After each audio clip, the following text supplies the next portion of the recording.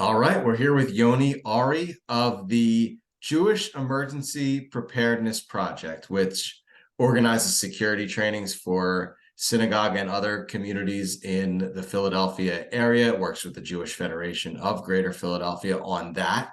This is the Jewish Exponent Podcast. Yoni, we've talked to you before about what JEP does. That is not what we're here to talk about today.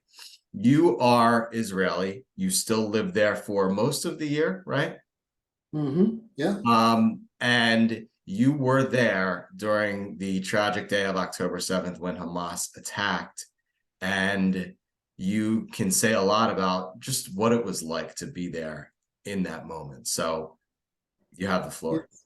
So thank you for having me. And those are devastating times here in Israel. And that morning, I woke up at 6:45 because I received a phone call from my friend that works at a police station. I'm living not far from Netanya. So we didn't get all the missiles and everything about what happened. But he called me and said, Yoni, this is like a different situation. We have a war. Yeah. I woke up, I opened the TV and I was looking, and we saw at the beginning, we didn't know what's really happening, but we saw all the Hamas terrorists are getting inside Israel. I mean, now you just to interject for 1 second, you live in Netanya, right? I live not far from Netanya in a small community. What's it called again? It's called Beit Alevi. It's like a moshav, agriculture and area. It's near the West Bank, but it's not near Gaza. It's not near the southern region that Hamas attacked, right? Right. So we live around 5 miles west of the West Bank. Right. So that's why he called me. He said, Yoni, we have a problem. I mean, we were concerned that, terrorists also will come from the West Bank. Yeah. It's like more, it's the same distance from the border. And, we were scared. Yeah.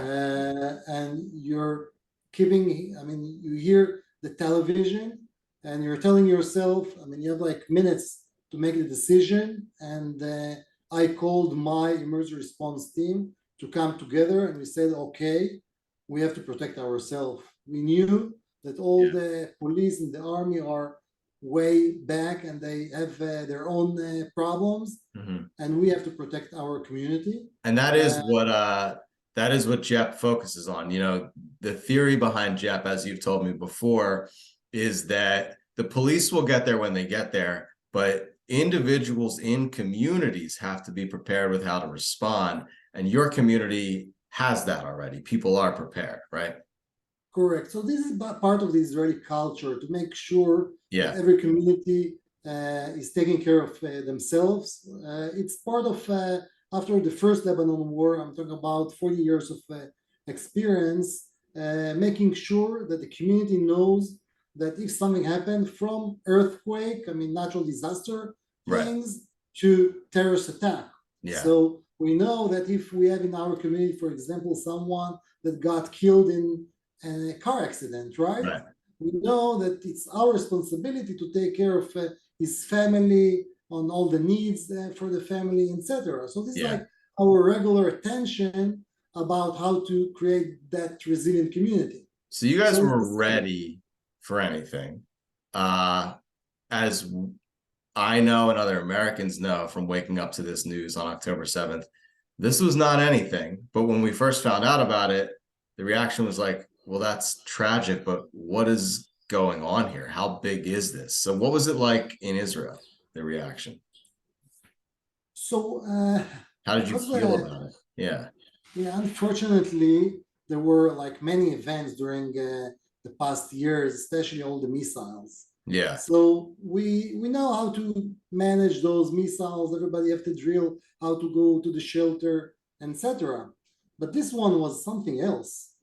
This one was like the nightmare of everyone. I mean, that we're talking about thousands of terrorist guys who got in with motorcycles, cars, etc., and they got into civilian places. And the drill is that those emergency response team will react and wait for the police and the army, right? Mhm. But it didn't come for hours, and there were slaughters there. You probably saw all over the news what's happening there, and I got, so many personal stories from people that I know that lives there. I have friends that actually went for a weekend to her daughter, Levia, and her husband. She went to be with the daughter because her brother-in-law, how we call it, went to a party or something, and she was there 26 hours in the shelter room when she heard all the terrorists outside of her door. It's horrifying. The day after, my good friend that works with me, her son was killed. He was in army service, and he was in that Shabbat, Saturday morning, and he was killed. So everyone knows someone. It's everyone. Because we're a tight community and everybody knows someone. It's a part of your life. You know someone. Yeah. So you said you were trying to figure out what to do next. You felt like you had minutes to do it that morning. What happened from there? So I called everyone to get into, we have the drill, because we have the protocols and procedures. Yeah. So we knew that everybody should come to the situation room. Okay. And we have those emergency response team. We had a team of people that actually secure our little town. We blocked all the gates to be secure because we were scared from terrorists that came from the West Bank. And also we had to make the decisions about, we had to open the shelters. Think about it, in the US, you don't have shelters in your house, right? In Israel, by law, you have to get a shelter. Every building that was built since 1980s, have in their houses shelter. But of course, there's like many apartments and houses that they don't have shelter, so we have to open public shelters. Those were built on the 60s and 70s. So we had to open all those shelters. We had to make sure during the year we're making sure that everything is operating, and but we had to make sure that we have enough water. And just to give people a sense too of what you're trying to do here, how many people live in this town roughly? We have around 1,400 people. So a small town, but still a lot of work to do here.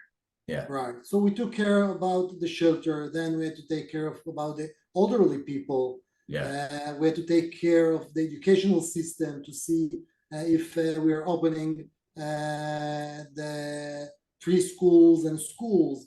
It's all the daily routine has changed, and is most of it is the resilience of the people, because people were really scared. Yeah. Did people get together on that Saturday? So we got, the first place on Saturday, we didn't want to get together, right? Because it was like more secure to be, everybody is on his own family, and to be around the shelter. The next day, we had to take care of something else. There are around 200,000 people right now in Israel that they had to displace their houses. They became refugees. They lost everything. Their houses became an army base. I'm talking about the south section, but also on the north, and around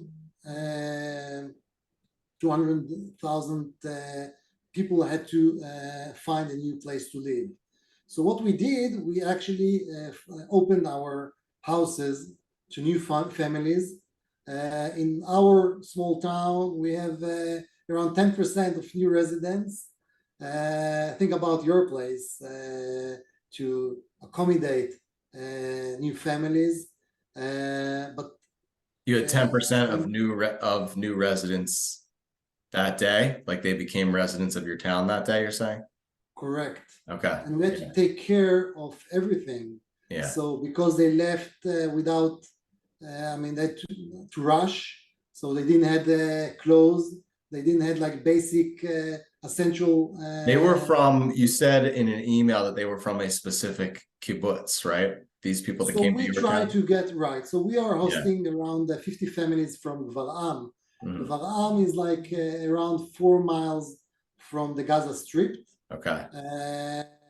Fortunately enough, they didn't get hurt because they found later a terrorist with the map of that town. Yeah. So fortunately enough, army and policemen stopped them on their way, so they didn't have to handle with those horrifying things. But they knew about what happened, and they rushed out of their houses, and they came over. Why did they come to your community? To our community, yeah. So we had to take care of them. Why did they choose to come to your community, though? Was it random? Israel, it started with one person, Yeah. One person knew someone that was their friend during the army. Okay, so they went, they were like rushing up north. They didn't know where to go. Okay, they said to themselves, what is the safest place? Okay, so we're looking for who's living on the central area of Israel, right? So they're like looking who's the best friend that I can call. They called Michal, one of the residents in my community, and she asked them, can I come over? Yes, of course, come over. Can I bring some more families? I will take care of them. And she called us, and everybody opened their heart and their houses, and we brought around 50 families. I'm talking about 130 people. Among them, we have around 100 kids. So what did so the 50 new families get there on that Sunday? What did you guys do that day? Did you split all the families up into different households? Did you gather as a community? What was that day like? So of course everybody got housing, and we opened.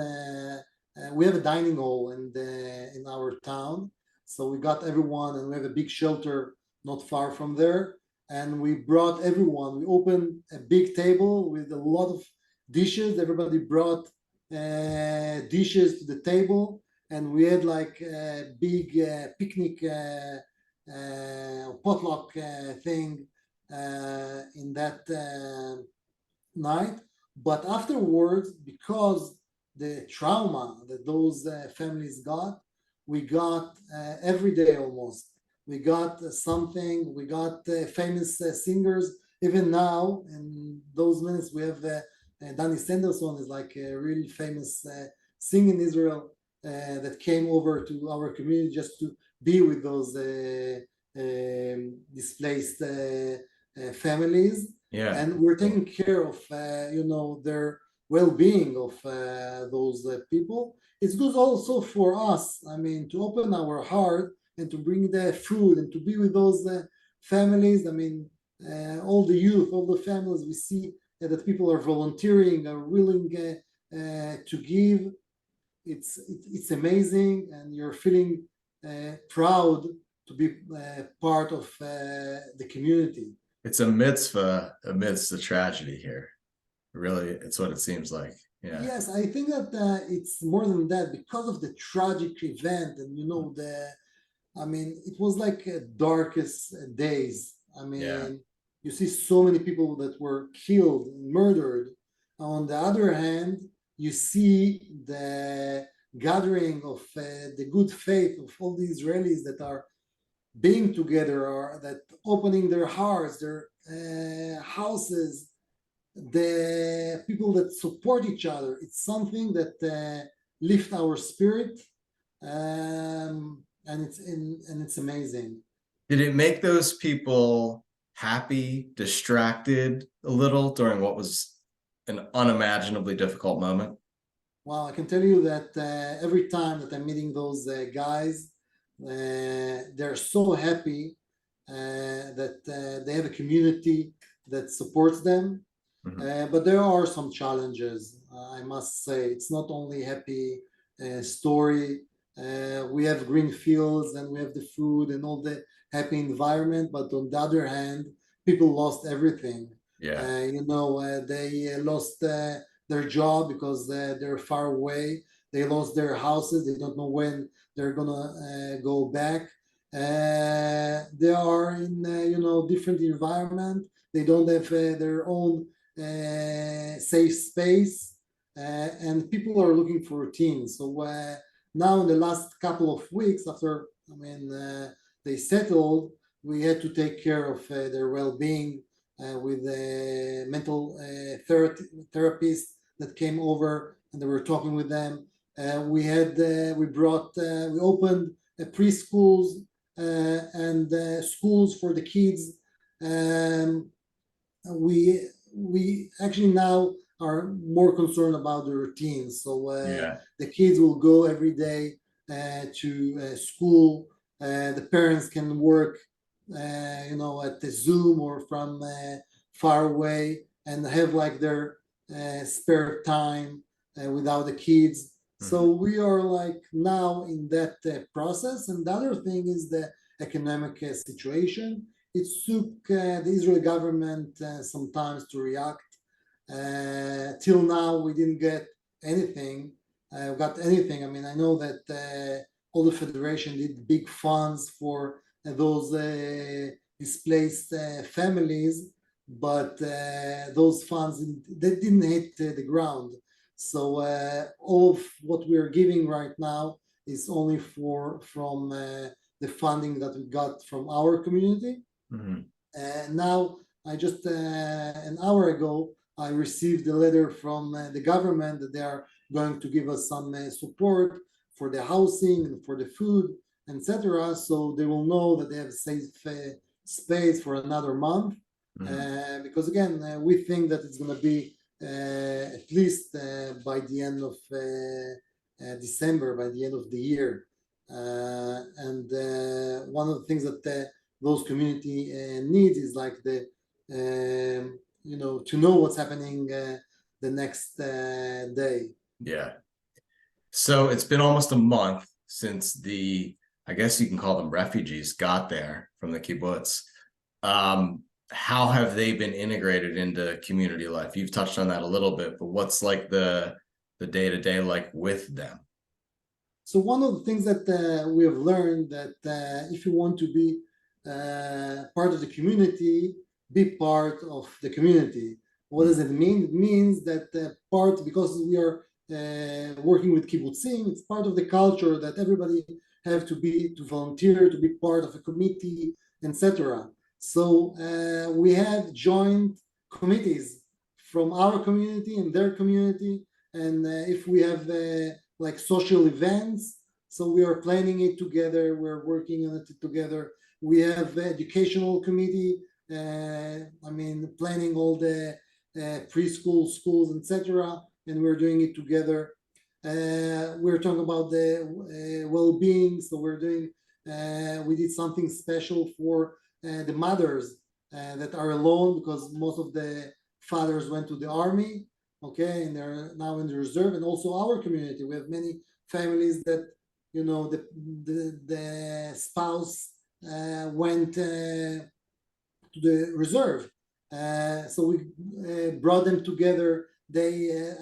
We build within our community small communities, which is amazing. It's again, I think it's part of the resilience that we have built during that stressful time. What are some small communities within your community that have emerged? So we have, the preschool families. The kids are bringing, the parents together. We have the reserve mothers that are coming together. I mean, again, it's building the community, but also to give the safe space for everyone, because again, everybody needs his own space. It's nice to get people from a kibbutz, right? Because they understand how to work together, how to contribute to a community. Like if you're going to take in refugees, right? It's not a bad place to take them in from. Right. I think that one part of the culture of small towns, I must say, it doesn't, I mean, we have kibbutzim, but we have also moshav. It's like another way of living. It's, and it also in cities, it's as well. Again, it's part of the resilience community. We understand that we were educated by years that every community should have emergency response team, and they have to build structure to help each other. And I think it's more about the structure of the Israeli society. And if I'll talk about what's happening right now in the US, and of course, as the executive director of the Jewish Emergency Preparedness Project, JEP, I'm monitoring on all the things that are happening right now with the anti-Semitism and etc. And we're receiving phone calls from organizations, and people are feeling that they are in unsafe environment, and people are looking on their dresses and their bags, and they don't want to see any letters in Hebrew because they're scared. And part of it is the understanding that you also can't rely only on the first responders. You have to take care of yourself, and you have to make sure that you know what are the right procedures in your house and also in your community facilities on what's happening if something happens.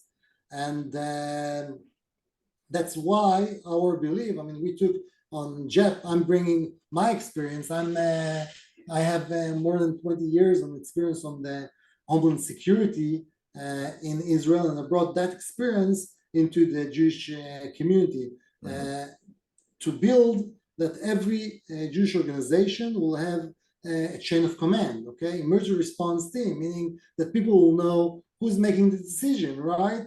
There is time when the incident strikes till the first responders arrive, right? And this is like the crucial time that people have to respond, right? So you have to know how to respond. You have to know how to announce the PA system, where to be, how to do sheltering, how to do evacuation, etc. And that's what we do with those organizations. We are making sure that they have the emergency plan, that they have the right procedures, and also we are training them. We're making sure that they have the chain of command, that they build emergency response team, and they have the proper trainings. It doesn't sound like your community in Israel was attacked, thank God. But did having that training, did knowing what to do in that type of situation give you guys a feeling of safety?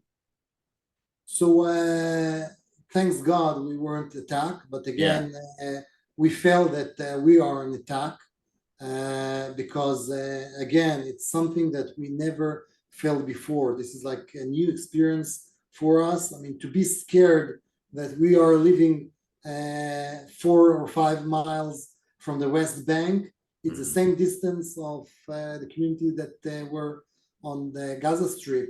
So we are in the same position, and we were scared. But again, we have trained our people, and people knew exactly when I called them. They knew what they need to do because we have our procedures. They know where to go. They know how to communicate, and we felt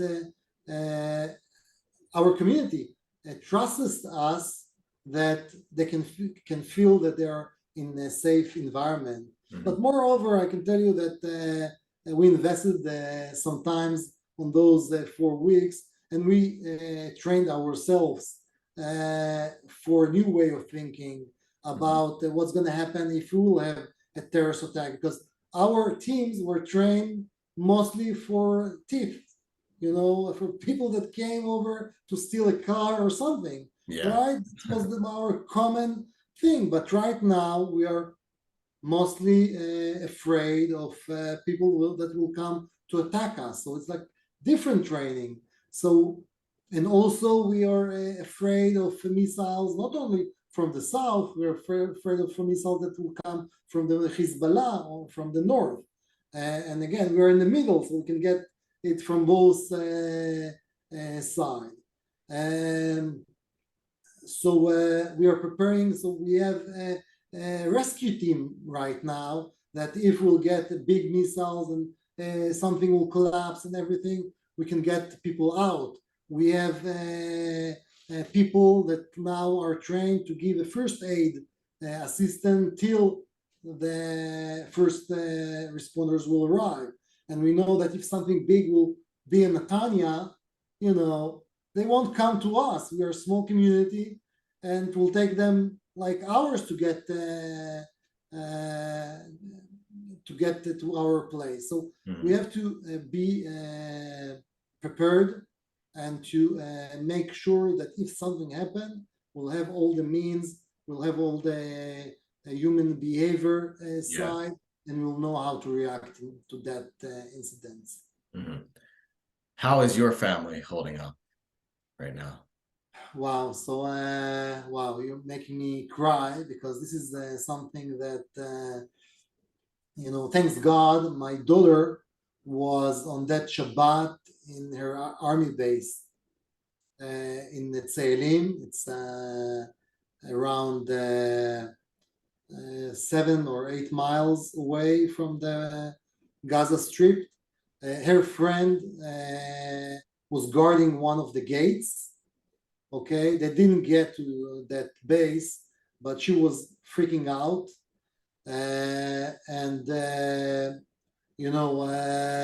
As a father, you can't breathe when your daughter is away.